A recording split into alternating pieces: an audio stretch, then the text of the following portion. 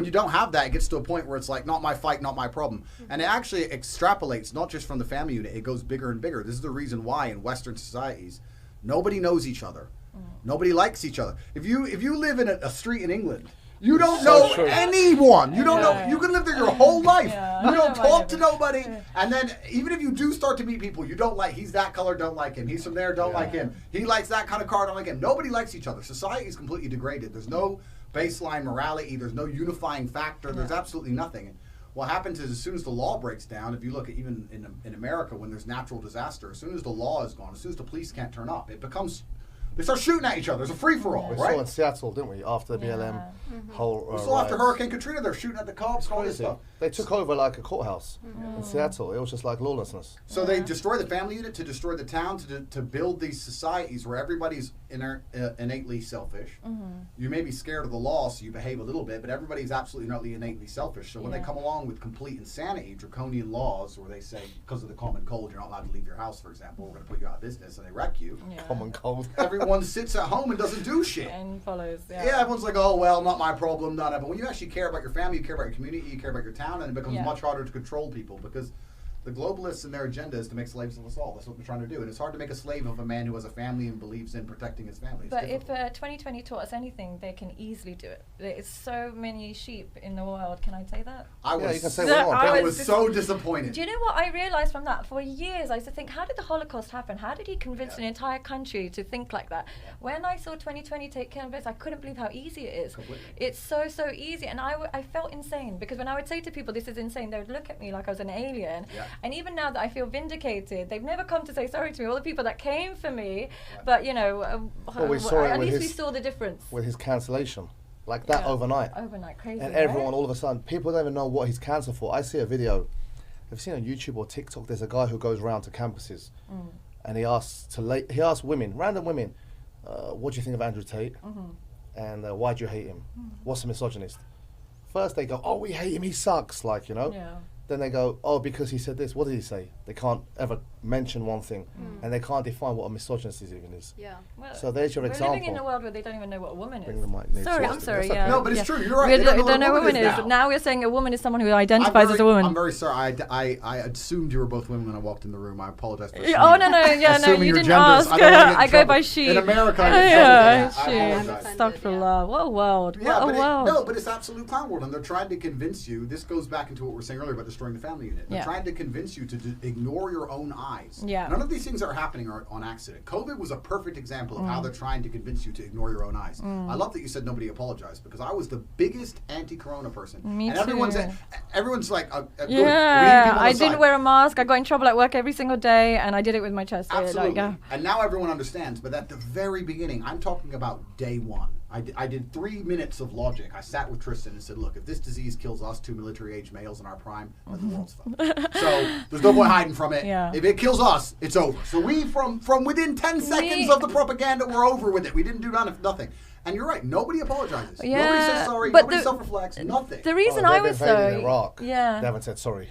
They've killed 1 million people. What are they going to care about a disease which they can uncover? That was the red flag. It's like there's children starving in the world for diarrhea, and you can easily cure that. And now we're telling everyone has to shut down because old people might die. And I was like, this is not they're not caring government. So why did they do it? And people will say money, but money is actually a very optimistic way to look at it, because I don't think that, in fact, the people who did these kind of things are above money. They print money. They don't do it for money. They do it because they're training you into submission. When they say to you, wear a mask when you walk in the restaurant, sit down, take it off when you eat, put it back on to go toilet, calm down, take it off. This has nothing to do with medicine. This is submission training. And they're also training you and convincing you to ignore your own eyes. It's not an accident. They're testing their machine. When I say ignore your own eyes, I've had this argument with people. I said, did you see a pandemic? They're like, oh yeah, because they wear a mask. No. You saw masks. I'm not saying that. Did you see a pandemic? Did you see dead bodies? Did you see full hospitals? Did you see ambulances running back and forth? You didn't see anything. They convinced you to ignore your eyes and believe the garbage. And they do this with absolutely everything. And God stands in the way, and baseline morality stands in the way of complete slave mode. Yeah. So they come along and say, okay, what's the baseline morality? Not having sex with children. Okay, let's attack that and say pedophilia is okay. What else? What do you see with your eyes? The sky is blue. That's a man. That's a woman. Okay, well, the sky blue one's difficult. Well, let's start with let's do with this this one. And they God do it so forbid. that your own eyes deceive you. Yeah, And but do you know what's scary is that there's actually people who believe that. There's genuinely people that think that a man is a woman, a woman is a man, and we're ignoring the psychology behind it. They're the same people who think posing on OnlyFans is empowering. These are the people who cancelled me. They're the same people. They're gonna Empowerment come for is all showing of your us now. ass. They're gonna come for us, Isn't it? The same women who think empowerment is showing my ass and breasts, getting a Chanel bag and holding a champagne glass on a private jet. I'm empowerment. That's not empowering. Yeah. For me, that is prostitution, like you say. And even, you know, I think it was Emily Ratajkowski. I wrote an interesting piece for Russia Today, and I said, the joke is on us, ladies.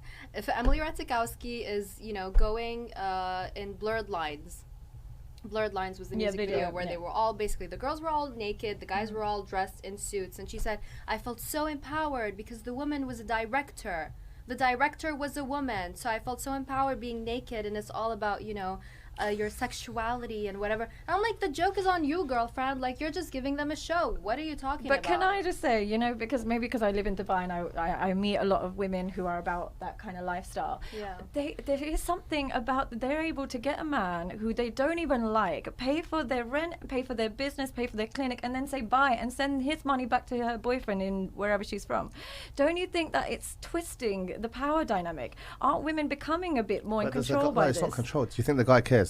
But do you think she cares? No, but that's the whole point. But she comes across like a like I said, when she's 45 and the looks have gone and she's chasing now the crack dealers. She's gone from the brokers to the ballers to the crack dealers for anything.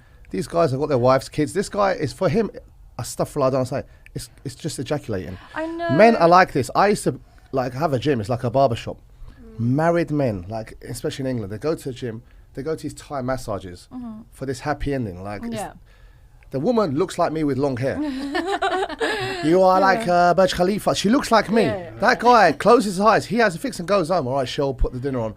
They don't think it's nothing. Men are built like this. I know they don't think it's nothing, but don't you think there's a part of her that when she set her life up and now she's a millionaire and she's got businesses and she might have a kid with this guy, don't you think that a part of her is like, oh, I don't care either. I got where I need to be. Won't she care? Her will always feel ashamed. Trust me. Like, won't she care? I think honestly, because if Cardi B doesn't want her kids watching her music videos, why? Yeah. So, like, come on, you know. Like, that's what I'm saying. When you have, you know, if you're sitting downstairs in the lobby and you're going from, you know, 1 hour, a different guy, go upstairs, do it.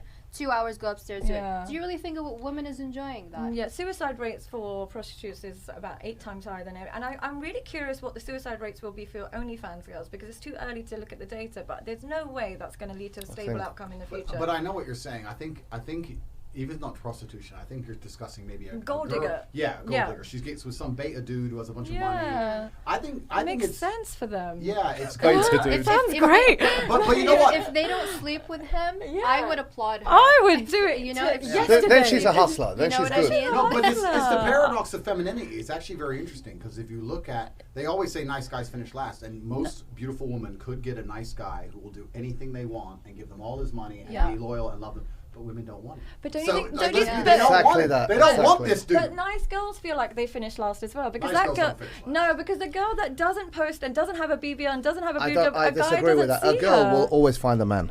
Do you think so? Always. Well, Men, like he said before, those